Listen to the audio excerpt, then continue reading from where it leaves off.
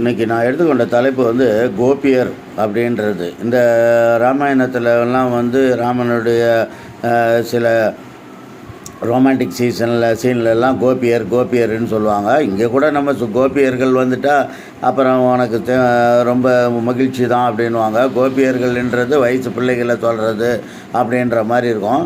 அதனால் இந்த கோபியர் அப்படின்றதுக்கு என்ன விளக்கம், எப்படி இதற்கான விளக்கம் வந்தது அப்படின்றதுக்கு தான் சொல்ல போகிறது. கோபியர் அப்படின்றது, கோபி அப்படின்றது, இப்போ நம்ம வந்து காப்பி குடிக்கிறோன்னு வைங்களேன். காப்பி அப்படின்றது என்ன, காப்பி குடித்தோன்னே நம்மளுக்கு கொஞ்சம் தெம்பு இல்லாமல் இருக்கும், உடம்பு கொஞ்சம் சோர்வடைஞ்சிருக்கும். ஒரு காப்பி குடித்தா நல்லாயிருக்கும் அப்படின்னு சொல்லி ஒரு டீயோ காப்பியோ குடித்து தன்னுடைய அதாவது அந்த சோம்பேறித்தனத்தை இது பண்ணிவிட்டு ஸ்டிமுலேட் பண்ணுறதுன்னா தூண்டுறது. ஏதாவது ஒரு எனர்ஜி வர்றது, ஏதாவது ஒரு வேலை செய்யணுன்னா அதற்கு ஒரு இன்ட்ரெஸ்ட் வர்றது அப்படின்றது தான்.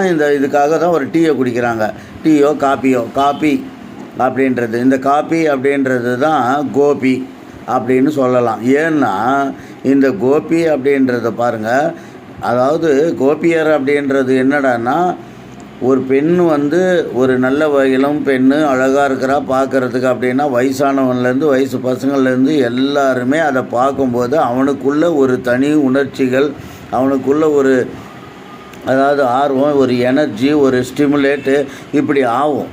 அதனால தான் அந்த மாதிரி ஒரு அழகான பெண்களை பார்க்கும்போது தான் கோபியர்கள் அப்படின்றது. கோபி அப்படின்றது காப்பின்ற வார்த்தையை தான் உல்ட்டா போட்டால் தான் கோபின்னு வரும். டீ குடித்தா எப்படி உனக்கு எனர்ஜி வருதோ, உனக்கு ஒரு செயலை செய்ய தூண்டுதோ, ஒரு உடலுக்கு ஒரு ஆரோக்கியத்தை தருதோ, அதை பார்க்கும்போது நம்மளுக்கு ஒரு மகிழ்ச்சி ஏற்படுதோ, அதே போல் தான் கோபியர் அப்படின்றது ஒரு பெண்ணு. காப்பியை தான் திருப்பி போட்டால் கோபி அப்படின்றது, கோபியர் அப்படின்றது. அதனால் காப்பின்ற வார்த்தையை தான் நீங்கள், அதாவது கோபி அப்படின்றது கோபியர் அப்படின்றது, ஈயர் அப்படின்றது ஒரு பெண்ணை அதாவது குறிக்கிறது, ஒரு பர்சன், டினோட்டிங் பர்சன் அப்படின்னு சொல்கிறது.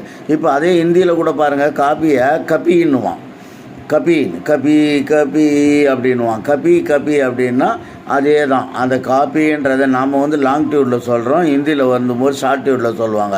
இப்போ இது ஆப்போசிட்டில், காப்பின்றது வந்து நார்மலாக சொல்கிறது, கோபின்றது அதை வந்து கான்னு படிக்கலாம், கோன்னு படிக்கலாம். அதனால் கோபியர்னு சொல்லி நாம் சொல்லியிருக்கிறோம். ஆக மொத்தம் இந்த கபி அப்படின்றதெல்லாம் வந்து சூரியனை தான் குறிக்கும். எப்படின்னா, சூரியனை குறிக்கிறது வந்து சூரிய உதயம் ஆனோன்னு நம்மளுடைய உடம்புக்கு வந்து ஒரு விதமான வைட்டமின் டி நம்மளுக்கு உடம்பில் ஏறும், நம்மளுக்கு ஒரு உற்சாகம் பிறக்கும், சோம்பேறித்தனத்தை முறிக்கும். அதனால தான் ஜீவராசிகள் எல்லாமே வந்து சூரிய வெளிச்சத்துக்கு வந்து அடிமையாகி ஒரு இடத்துல வந்து குளிர் காயுங்க, வெயிலில் வந்து படுத்து கிடக்குங்க அப்படின்றது. ஆக மொத்தம் இந்த காப்பின்றது கபின்றதும் இந்த கோபி அப்படின்றதும் கோபியர் அப்படின்றதும் எல்லாமே அதாவது இந்த காப்பின்ற வார்த்தையிலேருந்து தான் வருது. கோபியர் அப்படின்றது நான் சொல்லிட்டேன் ஏற்கனவே. டீ குடித்தா ஒரு உடம்புக்கு தெம்பு வருதோ, ஒரு அழகான பெண்ணை பார்க்கும்போதும் அதே தெம்பு தான் வரும். அதனால் சூரியனுடைய உதயத்தில் வரும்போதும் அதே தெம்பு தான் உடம்புக்கு தெம்பு வரும். இப்படி இருக்கிறதுனால தான் அதை காப்பி அப்படின்ற வார்த்தையை தான் கோபியர் அப்படின்றது. கோபினாலும் அவ்வளோதான், கோபினாலும் உங்களுக்கு அதே சேம் இது தான். எப்படி ஆண் வந்து பெண்ணை பார்க்கும்போது எனர்ஜி வருதோ, பெண்ணுக்கு வந்து ஆணை பார்க்கும்போது எனர்ஜி வரும். அதனால தான் கோபி அப்படின்றது ஒரு ஆணை வந்து பெண் வந்து குறிப்பிட்டு கூப்பிடுறது. அதனால் காப்பின்ற வார்த்தை பாருங்கள், கபின்னு வரும், கோபியர்னு வரும், கோபின்னு வரும்.